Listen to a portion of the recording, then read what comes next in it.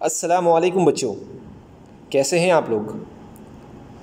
तो स्टूडेंट, शुरू करने से पहले आप लोगों को मैं ये बता दूं कि हम अपने चैप्टर नंबर 5 में हैं और उस चैप्टर का नाम आप सब जानते ही हैं, हीट, जिसे हम साइंस 1 में स्टडी कर रहे हैं।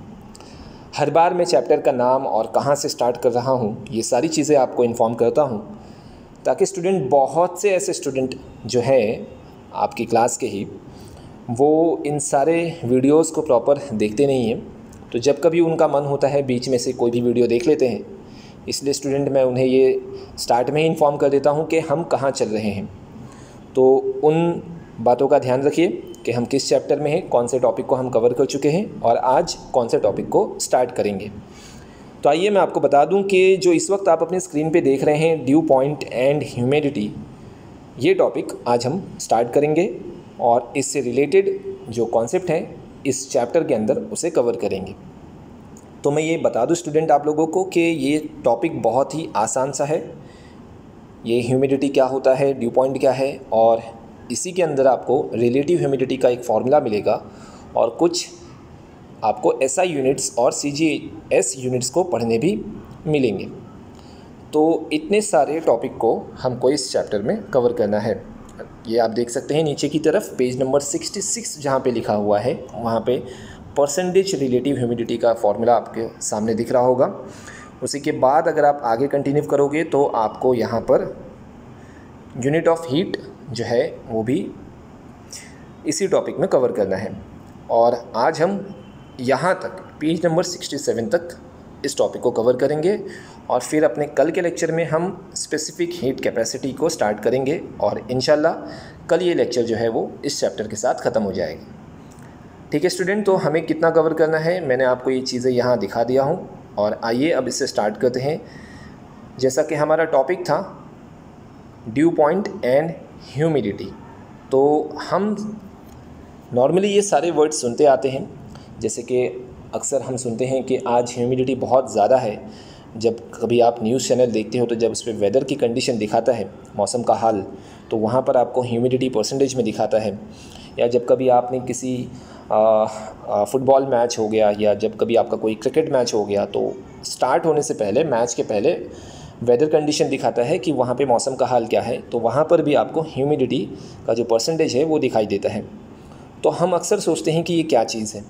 तो बहुत ही सिंपल सा टॉपिक है ह्यूमिडिटी।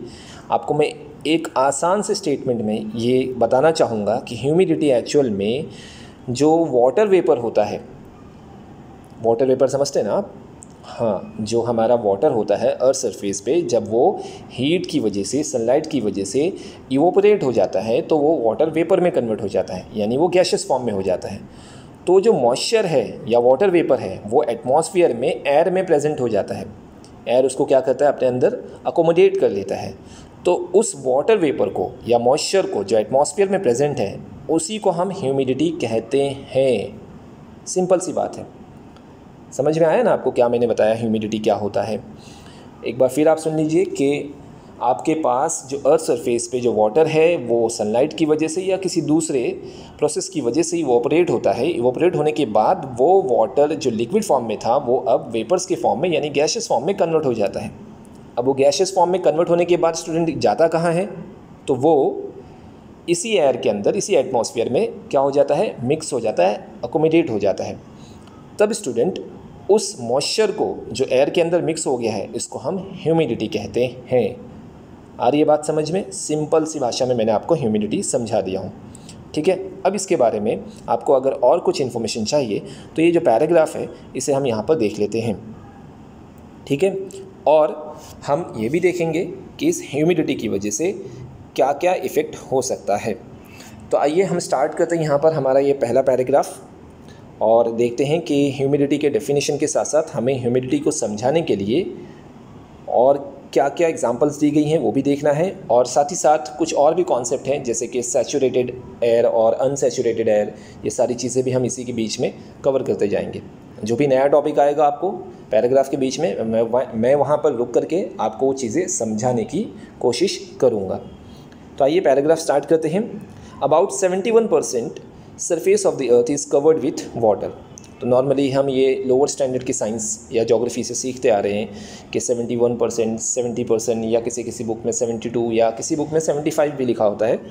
ये जो है हमारा जो अर्थ सरफेस है वो इतना % जो है वाटर से कवर है, ठीक है। यानी पूरे अर्थ सरफेस पे पानी की क्वांटिटी ज़्यादा है, लेकिन मैं आपको ये बता दूं कि ये वो पानी नहीं है जो हम पीते हैं। ड्रिंकिंग वाटर जो है उसकी शॉर्टेज है और नॉर्मली ओशंस जो है वो ज़्यादा है जो हमारे यूज़ में नहीं आता, ठीक है। तो खैर हम बात कर लेते हैं, हमारे पास 71% surface of the earth is covered with water. Due to constant evaporation of water, water vapour is always present in the atmosphere.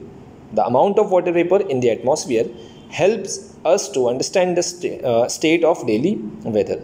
यानी कि जो वाटर वेपर होता है उसी की वजह से हम डेली वेदर, जो मौसम का हाल होता है, उसे आसानी से पता कर सकते हैं, ठीक है। अब आप ज़रा यहाँ पर ध्यान से सुनिएगा, थर्ड वाली line, the presence of water vapour in the air makes it moist.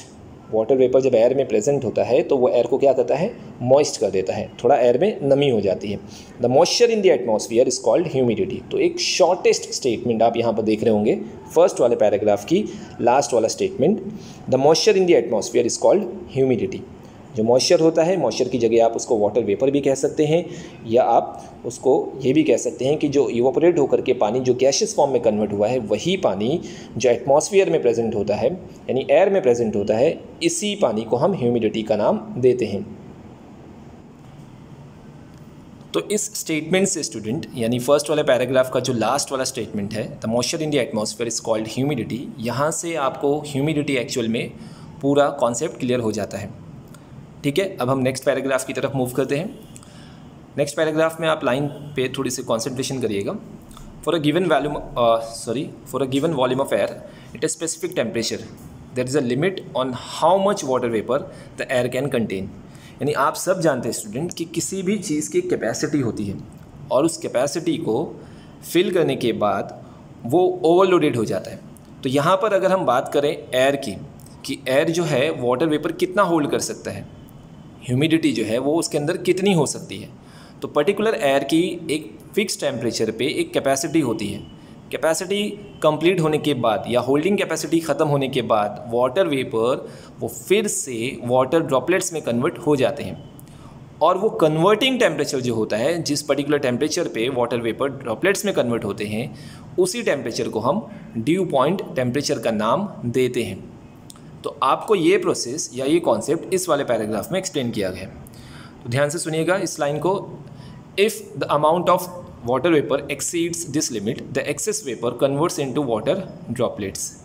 When the air contain maximum possible water vapour it is said to be saturated with vapour at that temperature. तो अब मैं यहाँ पर आपको दो concept और clear करूँगा, saturated air और अनसैचुरेटेड एयर। ध्यान से सुनिएगा आप लोग। सैचुरेटेड और अनसैचुरेटेड का मीनिंग कुछ इस तरह से आप इसको ले सकते हैं कि सैचुरेटेड का मीनिंग जो है वो आप ऐसे समझिए कि कोई चीज़ कम्प्लीटली फिल्ड हो गई है, अब उसके अंदर और होल्डिंग कैपेसिटी नहीं है, तो उसे हम बोलेंगे सैचुरेटेड एयर। यानी आपको अगर मैं एक कंटेनर दे दूं और उस कंटेनर में मैं ये मान के चलूं कि उस कंटेनर में एयर है और एयर के अंदर हम लोग ने वाटर ड्रॉपलेट्स को वेपर्स के फॉर्म में ऐड कर दिया है, अब उस एयर के अंदर और ज़्यादा वाटर वेपर होल्ड करने की कैपेसिटी नहीं है, वो कम्प्लीटली वाटर से ड्रॉपलेट से क्या हो चुका है, कम्प्लीटली फिल हो चुका है। तो उस पर्टिकुलर एयर को आप क्या कहोगे, सैचुरेटेड एयर। और अगर उसी एयर के अंदर और पॉसिबिलिटी है कि वो वाटर ड्रॉपलेट्स को या वाटर वेपर को अपने अंदर ऐड कर सके, तो ऐसी एयर को हम अनसैचुरेटेड एयर कहते हैं। तो यहाँ तक अब तक मैंने आपको ह्यूमिडिटी और सैचुरेटेड एयर और अनसैचुरेटेड एयर और चौथा जो पॉइंट था ड्यू पॉइंट टेम्परेचर, चारों कॉन्सेप्ट जो है वो इस लाइन तक के आपको कॉन्सेप्ट क्लियर हो गए होंगे। आइए हम इसको कंटिन्यू करते हैं, और यही चार कॉन्सेप्ट इस टॉपिक में आपको समझने लायक हैं। बाकी की इस पूरे पैराग्राफ में आप देखोगे एग्जांपल्स हैं और आगे भी आप उसको देख सकते हैं। तो स्टूडेंट, हम जो इस लाइन पे थे उस लाइन को मैं फिर से स्टार्ट करता हूँ। ये सेकेंड पैराग्राफ को हम यहाँ पे फिर से स्टार्ट करेंगे। ध्यान से देखिएगा इस पैराग्राफ को। For a given volume of air at a specific temperature, there is a limit on how much water vapor the air can contain. If the amount exceeds this limit, the excess vapor converts into water droplets. समझ में आ रहा है आप लोगों को? अगर amount of water droplets या water vapour exceed हो जाता है तो जो अमाउंट ज़्यादा होता है वो किस में कन्वर्ट हो जाएगा, वाटर ड्रॉपलेट्स में। When the air contain maximum possible water vapor, it is said to be saturated with vapor at that temperature. और उसी टेम्परेचर को हम ड्यू पॉइंट टेम्परेचर का नाम देते हैं। अभी हम आगे एक एग्जांपल देखेंगे जिसमें आपको ड्यू पॉइंट टेम्परेचर भी क्लियर हो जाएगा। The amount of vapour needed to saturate the air depends on the temperature of the air. यानी कि अगर एयर को सैचुरेट करना है तो वो ज़्यादातर किस पे ऊपर डिपेंड होता है, टेम्परेचर पे। यहाँ मैं आपको एक चीज़ और बताते चलूँ जो आपके टेक्स्ट बुक में नहीं होगा, कि अगर हम टेम्परेचर राइज करेंगे तो एयर की होल्डिंग कैपेसिटी भी बढ़ती है। सुन रहे हो ना? तो आप ऐसे कह सकते हो the holding capacity of air is directly proportional to the temperature. यानी जैसे जैसे आप एयर का टेम्परेचर बढ़ाओगे वैसे वैसे एयर की होल्डिंग कैपेसिटी, किस चीज़ की होल्डिंग कैपेसिटी, मॉइस्चर की, वाटर वेपर की होल्डिंग कैपेसिटी भी बढ़ती है। समझ में आई बात? तो ये आप ध्यान में रखिएगा। The amount of vapour needed to saturate the air depends on temperature of the air. If air temperature is low it will need less vapour to saturate the air. अगर टेम्परेचर कम है तो वेपर की quantity भी कम लगेगी air को saturate करने के लिए। अब यहाँ पर आपको एक एग्जांपल से ये बात समझाने की कोशिश की गई है, समझिएगा इस एग्जांपल को ध्यान से सुन करके। If temperature of air is 40 degree Celsius, consider कर लेते हैं कि एक एयर है जिसका टेम्परेचर कितना है, 40 degree Celsius. It can contain 49 grams of water vapour per kilogram of dry air without condensation. तो जो 40 डिग्री सेल्सियस की जो एयर है उसके अंदर हम ये एक एग्जांपल दे रहे हैं कि उसके अंदर 49 ग्राम्स ऑफ वाटर वेपर क्या हो सकता है, कंटेन कर सकता है वो, ठीक है। और 49 grams of water vapour per kilogram of dry air, यानी जो एयर की क्वांटिटी वो कितनी दी गई है, 1 किलोग्राम। ड्राई एयर मतलब जिसके अंदर मॉइस्चर नहीं होगा, वो कम्प्लीटली विदाउट मॉइस्चर है। तो पर किलोग्राम ड्राई एयर अगर हम किसी 40 डिग्री सेल्सियस पर किसी कंटेनर में रखते हैं तो उसके अंदर वाटर वेपर की होल्डिंग कैपेसिटी कितनी होगी, 49 ग्राम। सुनिए एग्जांपल। अब देखते हैं कि इसका इफेक्ट आगे क्या होता है। If the amount of vapour exceeds this limit the additional vapour will condense. अब हम ये सब जानते हैं कि उसकी होल्डिंग कैपेसिटी 40 डिग्री सेल्सियस पर कितना है, 49 ग्राम है। एयर की क्वांटिटी कितने दिया है, पर किलोग्राम, ठीक है। तो 1 किलोग्राम हवा में आपको 49 ग्राम जो है वाटर वेपर आप ऐड कर सकते हो इस एग्जांपल के हिसाब से, ठीक है। मान के चल रहे हैं हम लोग। और टेम्परेचर कितना दिया गया, 40 डिग्री सेल्सियस पे। तो अब अगर हम इसी टेम्परेचर पर और इसी क्वांटिटी की एयर में, यानी 1 किलोग्राम जो एयर आपको दी गई है उसी के अंदर 49 ग्राम से ज़्यादा वेपर्स को ऐड करने की कोशिश करेंगे तो हम सब जानते हैं कि वो क्या हो जाएगा, कंडेंसेशन का प्रोसेस स्टार्ट हो जाएगा। यानी कि वो वाटर वेपर अब ड्रॉपलेट्स में कन्वर्ट हो जाएंगे। और जैसे ही वो ड्रॉपलेट्स में कन्वर्ट होगा तो उस पर्टिकुलर टेम्परेचर को हम ड्यू पॉइंट का नाम देते हैं। तो स्टूडेंट ये बात भी समझ में आई कि जो ड्यू होता है वो हमें उस वक्त दिखता है जब आपका एयर सैचुरेट हो जाती है।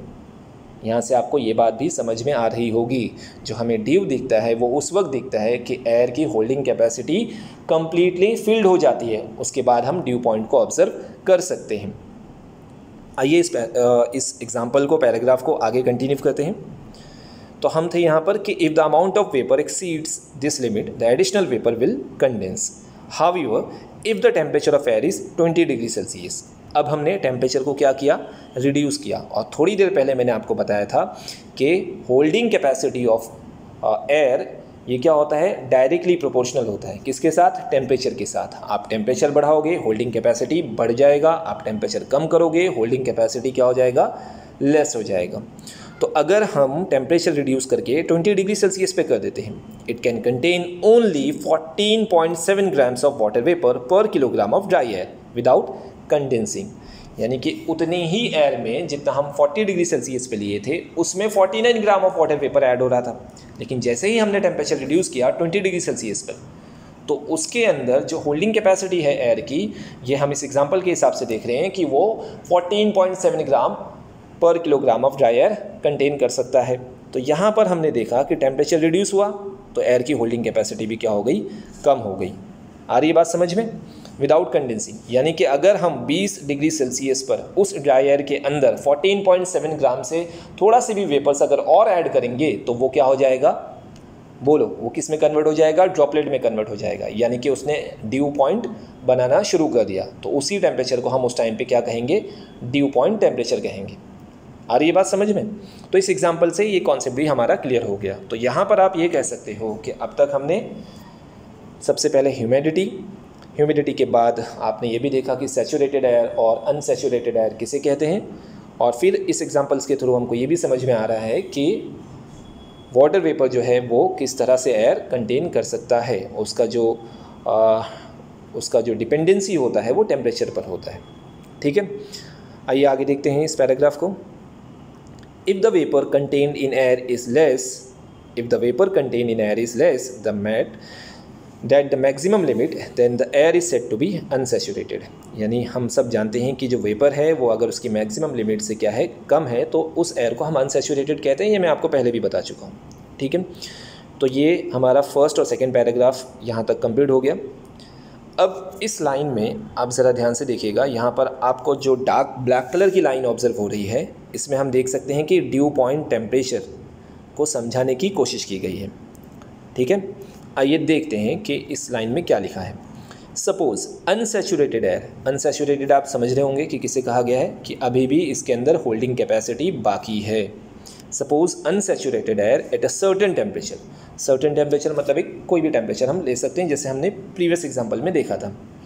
Suppose unsaturated air at a certain temperature is taken and its temperature is decrease, और फिर उसका टेम्परेचर क्या किया गया, डिक्रीज़ किया गया। अ टेम्परेचर इज़ रीच्ड, फिर डिक्रीज़ करने के बाद वो टेम्परेचर कहाँ पहुँचेगा, एट विच, ऐसी पॉइंट पे जहाँ पर एयर क्या हो जाएगा, air becomes saturated with vapour. यानी कि हम टेम्परेचर को रिड्यूस कर रहे हैं, तो हमने वेपर को ऐड नहीं किया, इस बार हमने टेम्परेचर को रिड्यूस किया। तो टेम्परेचर को जैसे जैसे हम रिड्यूस करेंगे तो जो अनसैचुरेटेड एयर था वो एयर अब क्या हो जाएगा, air becomes saturated with vapour. तो उस टेम्परेचर को, this temperature is called the due point temperature. यानी कि जब हम टेम्परेचर को रिड्यूस कर रहे थे, नीचे की तरफ कम कर रहे थे, तो कम करने के बाद उस टेम्परेचर पर जैसे ही आप ये देखोगे कि एयर क्या हो गया है, सैचुरेटेड हो गया है, यानी अब और अगर हम थोड़ा टेम्परेचर डिक्रीज़ करेंगे तो वो किस में कन्वर्ट हो जाएगा, वाटर ड्रॉपलेट्स में कन्वर्ट हो जाएगा। तो उस पर्टिकुलर टेम्परेचर को, जिस पॉइंट पे हम और ज़्यादा नीचे नहीं कर सकते टेम्परेचर को, करेंगे तो वो वाटर वेपर नहीं होगा बल्कि वो ड्रॉपलेट्स में कन्वर्ट हो जाएगा। तो उस पर्टिकुलर टेम्परेचर को हम ड्यू पॉइंट टेम्परेचर कहते हैं। तो यहाँ पे आप इस डार्क लाइन में ड्यू पॉइंट टेम्परेचर के डेफिनेशन टाइप स्टेटमेंट को देख रहे हैं, जिसे आप डेफिनेशन के फॉर्म में भी लिख सकते हैं। एक बार फिर आप ये लाइन देख लीजिए। Suppose unsaturated air at a certain temperature is taken and its temperature is decrease. तो एयर लेकर के आपको क्या करना है, टेम्परेचर डिक्रीज करना है। अ temperature is reached eight which the air becomes saturated with vapour. तो रिड्यूस करते करते वो टेम्परेचर कहाँ पहुँच जाएगा, उस पॉइंट पे पहुँच जाएगा जहाँ पर एयर आपकी क्या हो जाएगी, अनसैचुरेटेड से सैचुरेटेड में कन्वर्ट हो जाएगी। और ज़्यादा डिक्रीज़ करोगे तो वो ड्रॉपलेट्स में कन्वर्ट हो जाएगा। तो उस पर्टिकुलर टेम्परेचर को हम क्या बोलते हैं, ड्यू पॉइंट टेम्परेचर। तो मैं उम्मीद करूँ कि आपको ये चारों concept, humidity, saturated air, unsaturated air और उसके बाद ड्यू पॉइंट टेम्परेचर के चारों कॉन्सेप्ट आपको समझ में आ गए होंगे। ठीक है, अब आगे इस पैराग्राफ के आगे हमको सारे एग्जांपल्स देखने हैं और कुछ यूनिट जो हमने देखने थे, हीट की यूनिट वगैरह, उससे रिलेटेड पैराग्राफ है। आइए जल्दी से उसे भी ख़त्म कर लेते हैं। यहाँ पर आपको नीचे की तरफ एक और कॉन्सेप्ट है, रिलेटिव ह्यूमिडिटी, जो समझाने लायक है, उसे मैं आगे जैसे ही हम बढ़ेंगे वहाँ समझाते हैं। नेक्स्ट पैराग्राफ आप देख सकते हैं, the vapour content in the air is measured using a physical quantity called absolute humidity. यानी ह्यूमिडिटी की अगर हम बात करें कि उसको किस में मेजर किया जाता है, द वेपर कंटेंट, जो वाटर वेपर होता है ना, उसी को हम ह्यूमिडिटी कहते हैं, एयर के अंदर जो प्रेजेंट होता है। तो उसको मेजर करने के लिए एक फिजिकल क्वांटिटी यूज़ करते हैं जिसका नाम एब्सोल्यूट ह्यूमिडिटी दिया गया है। ठीक है, तो आप यहाँ पर अंडरलाइन कर सकते हैं, एब्सोल्यूट ह्यूमिडिटी किसके लिए यूज़ किया जाता है, जो वाटर वेपर्स होते हैं किसके अंदर, एयर के अंदर, यानी हम ह्यूमिडिटी की मेजरिंग क्वांटिटी जो है वो एब्सोल्यूट ह्यूमिडिटी के नाम से जानते हैं। The mass of vapour present in a unit volume of air is called absolute humidity. तो आप यहाँ पर उसका डेफिनेशन भी देख सकते हैं कि एब्सोल्यूट ह्यूमिडिटी क्या होता है, द मास ऑफ वेपर है ना, वेपर कितना होगा, उसका जो टोटल मास है वो यूनिट वॉल्यूम ऑफ एयर। अब यूनिट वॉल्यूम ऑफ एयर ऐसा हो सकता है कि पर किलोग्राम भी हो सकता है अगर हम ऐसा यूनिट में काउंट करें, तो पर ग्राम भी हो सकता है अगर हम CGS यूनिट में काउंट करें तो उसके हिसाब से जो मास ऑफ वेपर होगा उसी को एब्सोल्यूट ह्यूमिडिटी का नाम दिया जाता है। Generally absolute humidity is measured in kilogram पर मीटर क्यूब, है ना। तो जनरली जो होता है वो SI यूनिट होता है, तो किलोग्राम पर मीटर क्यूब जो है वो एब्सोल्यूट ह्यूमिडिटी की क्या है, SI यूनिट है। समझ में आया आपको? यहाँ पर ह्यूमिडिटी का आप यूनिट भी देख सकते हो, किलोग्राम पर मीटर क्यूब, इस वाले पैराग्राफ में। अब नॉर्मली हम बढ़ रहे हैं रिलेटिव ह्यूमिडिटी की तरफ, तो नेक्स्ट पैराग्राफ आप देखिए यहाँ पर। द फीलिंग ऑफ ह्यूमिड और dry nature of air not only depends on the amount of vapour in the air but it also depends on how close that amount is for making the air saturated with vapour. It means that it depends on temperature of the air also. यानी यहाँ पर हमको एक ये समझाने की कोशिश की गई है कि जो एयर को नॉर्मली हम ये समझते हैं कि वो कितना ह्यूमिड है या वो कितना ड्राई है, तो ये सिर्फ हम ये नहीं कह सकते कि अमाउंट ऑफ वेपर की वजह से हम ऐसा कहते हैं, बल्कि इसमें बहुत बड़ा रोल किसका होता है, टेम्परेचर का होता है। सही है ना। जैसे कि अगर हम सिर्फ इतना, जैसे मैं आपको एक एग्जांपल समझाने की कोशिश करूं, तो अगर मैं बोलूं कि मैंने जो अमाउंट ऑफ वेपर लिया हूं वो 20 ग्राम लिया हूँ, ठीक है। अब 20 ग्राम अमाउंट ऑफ वेपर है, लेकिन अब क्या है कि टेम्परेचर बहुत कम है। टेम्परेचर कम होने पे 20 ग्राम जो है वो उसकी वजह से ह्यूमिडिटी आपको ज़्यादा शो करेगा। लेकिन वही टेम्परेचर अगर मैं बढ़ा दूँ, यानी 40 डिग्री, 50 डिग्री, 60 डिग्री के आसपास ले लूँ एक एग्जांपल में, जनरली ऐसा होता नहीं है, तो 40-50 डिग्री पे अगर मैं उतने ही ग्राम के वाटर वेपर को देखूँ तो आपको वहाँ पर जो ह्यूमिडिटी है वो परसेंटेज वाइज बहुत कम दिखाएगा। तो हम ये नहीं कह सकते कि अमाउंट ऑफ वेपर जो है वो डिसाइड करता है कि एयर कितना ह्यूमिड है और कितना ड्राई है, बल्कि इसके साथ साथ टेम्परेचर भी एक मेन फैक्टर है। तो इसी बात को इस पैराग्राफ में आपको यहाँ समझाया गया है, ठीक है। अब उसके बाद स्टूडेंट जो रिलेटिव ह्यूमिडिटी है वो आप यहाँ पर समझने की कोशिश करेंगे इस वाले पैराग्राफ में। The ratio of actual mass of vapour content in the air for a given volume and temperature. सुन रहे ना, क्या लाइन है, रेशियो। रेशियो को आप सब जानते हैं कि रेशियो का मतलब होता है डिवाइड में, अपॉन में, ठीक है। तो रेशियो किसका, रेशियो में स्टार्ट में हमको जो न्यूमरेटर में देखना है वो ये है actual mass of vapour. Actual कितना वेपर प्रेजेंट है किसके अंदर, एयर के अंदर, for a given volume and temperature, एक पर्टिकुलर टेम्परेचर पे और एक पर्टिकुलर वॉल्यूम पे। उस पर्टिकुलर टेम्परेचर और वॉल्यूम के अंदर actual mass of water vapour कितना प्रेजेंट है, इस चीज़ का रेशियो किसके साथ लेना है, to that required to make the air saturated with vapor at that temperature। उसी टेम्परेचर पे उसी एयर को सैचुरेट करने के लिए कितना वेपर का रिक्वायरमेंट है, तो उसके रेशियो को हम क्या कहते हैं, रिलेटिव ह्यूमिडिटी का नाम देते हैं। फिर से सुनिए, रिलेटिव ह्यूमिडिटी इतनी आसानी से एक बार में आपको सुनने में समझ में नहीं आएगा। आप चाहें तो वीडियो को बैक साइड जा करके मेरे स्टेटमेंट को फिर सुनिए। रिलेटिव ह्यूमिडिटी एक्चुअल में परसेंटेज में काउंट करते हैं, तो परसेंटेज निकालने के लिए हमें रेशियो जो है वो दिखाना पड़ेगा, ठीक है। तो किसका रेशियो निकालना है और किसके साथ निकालना है। अब रेशियो में हम कंपैरिजन करते हैं ना दो लोगों का, तो जो रेशियो निकालना है वो हमें एक्चुअल मास, एक पर्टिकुलर वॉल्यूम होना चाहिए एयर का और पर्टिकुलर टेम्परेचर होना चाहिए। तो पर्टिकुलर टेम्परेचर और वॉल्यूम पे उस एयर के अंदर जो एक्चुअल मास प्रेजेंट है, किसका मास प्रेजेंट होगा, वाटर वेपर का। तो अब वो सैचुरेटेड नहीं है ना, लेकिन उसी एयर को सैचुरेट करने के लिए कितना वेपर की रिक्वायरमेंट है उससे हम क्या करेंगे, उसको डिवाइड करेंगे। तो जो रेशियो आएगा वही आपका परसेंटेज ऑफ रिलेटिव ह्यूमिडिटी होता है। एक बार फिर आप यहाँ पर स्टेटमेंट देख सकते हैं, the ratio of actual mass of vapour content in the air for a given volume and temperature. तो किसी पर्टिकुलर वॉल्यूम एंड टेम्परेचर में ये किसका होगा, एयर का होगा, तो उसके अंदर एक्चुअल कंटेंट कितना प्रेजेंट है उसका रेशियो किसके साथ निकालना है, required to make the air saturated with the vapour at that temperature. उसी टेम्परेचर पे उसी एयर के अंदर उसी एयर को सैचुरेट करने के लिए कितना और वेपर की ज़रूरत है, तो उसके रेशियो को हम रिलेटिव ह्यूमिडिटी कहते हैं। तो यहाँ पर रिलेटिव ह्यूमिडिटी को एक ही पैराग्राफ में यहाँ समझाने की कोशिश की गई है। तो परसेंटेज, उसका फॉर्मूला आप देख सकते हैं, percentage relative humidity, same statement जो वहाँ पर पैराग्राफ में है वही स्टेटमेंट यहाँ पर लिखे हुए और उसको 100 से मल्टीप्लाई किया गया। इस फॉर्मूले को यूज़ करके आप रिलेटिव ह्यूमिडिटी कैलकुलेट कर सकते हैं। अब नेक्स्ट पेज पे आप देखेंगे तो relative humidity at the due point is 100%, है ना। तो जो ड्यू पॉइंट होता है, ड्यू पॉइंट आप सब जानते हैं किसको कहते हैं, जहाँ पर एयर की होल्डिंग कैपेसिटी कम्प्लीटली क्या हो गई हो, ख़त्म हो गई। अब उससे ज़्यादा वो वाटर वेपर होल्ड नहीं कर सकता और ज़रा भी उसके अंदर वाटर वेपर ऐड होगा तो वो ड्रॉपलेट में कन्वर्ट हो जाएगा, उसकी होल्डिंग कैपेसिटी ख़त्म हो गई है। तो उसको हम क्या कहते हैं, ड्यू पॉइंट, उस टेम्परेचर को।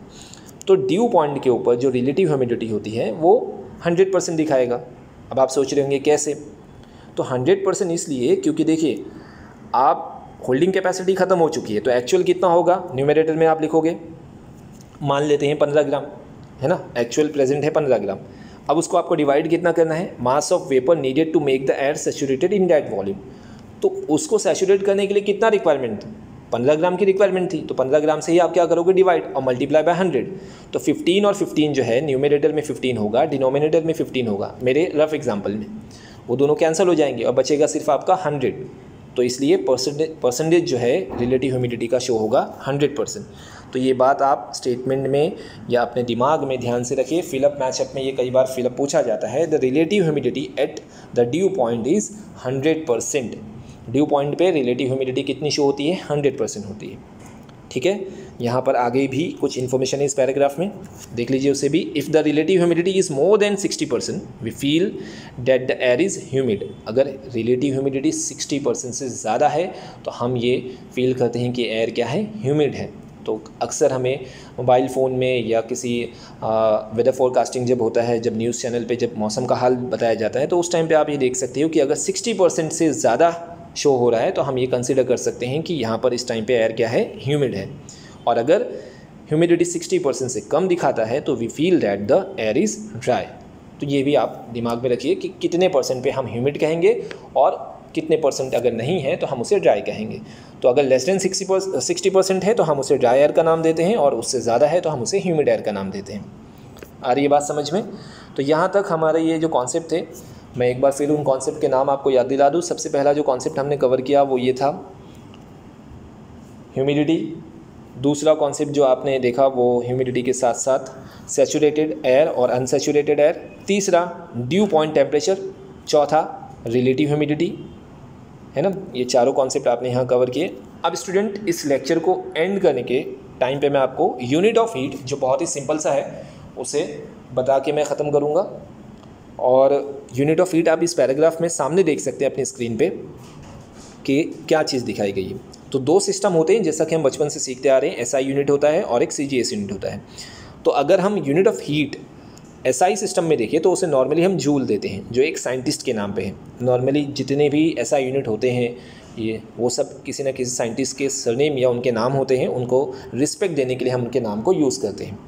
ठीक है। और अगर हम सीजीएस यूनिट में बात करें तो ऐसा जो यूनिट ऑफ हीट होता है वो कैलोरी होता है, जैसे कि इस वक्त आप अपने ब्रैकेट में देख रहे हैं। अब देखते हैं कि किस तरह से उसे यहाँ पर डिफ़ाइन करने की कोशिश की गई है। आइए देखते हैं। ये यूनिट ऑफ हीट का है। The unit of heat are joule in SI unit, calorie in CGS unit. तो ध्यान में रखना, एसआई यूनिट में उसे हम जूल कहते हैं और सीजीएस यूनिट में उसे कैलोरी कहते हैं। The amount of heat necessary to raise temperature, है ना। अब हम उसे 1 कैलोरी हीट कब कहेंगे, 1 किलो कैलोरी हीट कब कहेंगे, वो समझ लेते हैं। दो यहाँ पर स्टेटमेंट के ज़रिए आपको 1 कैलोरी और 1 किलो कैलोरी समझाने की कोशिश की गई है कि 1 कैलोरी हीट कब कहेंगे। The amount of heat necessary to raise temperature of 1 gram of water by 1 degree Celsius from 14.5 degree Celsius to 15.5 degree Celsius is called 1 calorie heat. यानी ये मान लेते हैं कि 1 ग्राम हमारे पास क्या है, वाटर है, उसका टेम्परेचर हमको क्या करना है, बढ़ाना है। कितना, 1 डिग्री सेल्सियस। ठीक है। तो उस 1 डिग्री सेल्सियस टेम्परेचर बढ़ाने के लिए 1 ग्राम पानी में हम कितना अमाउंट ऑफ हीट हमको रिक्वायरमेंट होगा। और एग्जांपल वहाँ दिया है कि मान लेते हैं 14.5 से 15.5, तो उस पर्टिकुलर अमाउंट ऑफ हीट को हम 1 कैलोरी हीट कहते हैं। अगर 1 ग्राम ऑफ वाटर का टेम्परेचर 1 डिग्री सेल्सियस बढ़ाना हो, 14.5 से 15.5 करना हो, तो रिक्वायर्ड अमाउंट ऑफ हीट को 1 कैलोरी कहा जाएगा।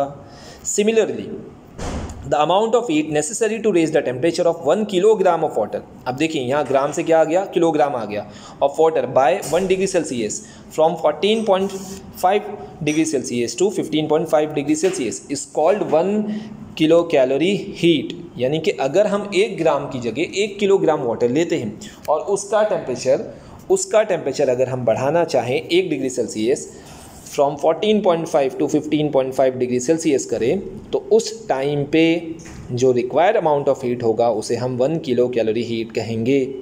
सिंपल है। तो यहाँ से हमको ये क्लियर हो जाता है कि अगर 1 ग्राम पानी है तो टेम्परेचर बढ़ाएंगे तो 1 कैलोरी हीट होगी, 1 डिग्री सेल्सियस अगर टेम्परेचर बढ़ता है, और अगर 1 किलोग्राम पानी है तो उस टाइम पे टेम्परेचर बढ़ता है 1 डिग्री सेल्सियस, तो उस टाइम पे हम जो रिक्वायर्ड अमाउंट ऑफ हीट होगा उसको 1 किलो कैलोरी काउंट करेंगे। ठीक है, आप रिलेशन भी याद रखिए, 1 किलो कैलोरी का मतलब 1000 कैलोरी। अक्सर ये फिलअप मैचअप में पूछा जा सकता है। और अगर आप ये देख रहे हैं कि कैलोरी और जूल में क्या रिलेशन है, तो 1 calorie is equal to 4.18 joule. ध्यान से 1 calorie is equal to 4.18 joule, ये भी आप रिलेशन ध्यान में रखिए। ये सारे जो चीज़ें मैं आपको बता रहा हूँ ना, ये सारी चीज़ें आपके ऑब्जेक्टिव्स वाइज बहुत पूछी जाती हैं। तो यहाँ पर हम ये यूनिट ऑफ हीट भी कवर कर चुके हैं। नीचे की तरफ आपका इंट्रोडक्शन टू साइंटिस्ट है, ये जूल उन्होंने क्या और कौन से ईयर में था वो आप इसे रीड करिए। और अब स्टूडेंट यहाँ मैं इस लेक्चर को एंड करना चाहूँगा। आज का जो हमारा टॉपिक था वो यहाँ पर ख़त्म हो चुका है। फिर एक बार मैं आपको रिपीट कर दूँ, हमने ह्यूमिडिटी पढ़ा, ह्यूमिडिटी के बाद due point, saturated, unsaturated air, relative humidity, ये 4-5 कॉन्सेप्ट, और साथ ही हीट की SI यूनिट और CGS यूनिट। इतने कॉन्सेप्ट को क्लियर करने के बाद अब हम अपने नेक्स्ट लेक्चर में मिलेंगे कल के दिन। ठीक है, आप इस वीडियो लेक्चर को देखिए और समझने की कोशिश करिए। अस्सलाम वालेकुम।